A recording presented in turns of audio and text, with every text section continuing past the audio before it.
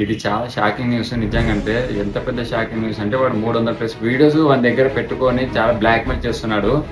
ఆ అమ్మాయి ఎవరైతే వీడియోలు ఇచ్చిందో ఆ అమ్మాయి కూడా బ్లాక్మెయిల్కి గురైన అమ్మాయే. ఆ అమ్మాయి అలా చేయకపోతే తన వీడియోస్ కూడా సోషల్ మీడియాలో పెడతాను ఇలా అని బ్లాక్మెయిల్ చేయడం వల్ల ఆ అమ్మాయి కూడా నాకు ఏ దారి లేక ఆ అమ్మాయి చేసి, ఇప్పుడు మనం చేయాల్సింది ఏంటంటే ఏదో ప్రొటెక్ట్ చేయాలా అది కాదు చేయాల్సింది.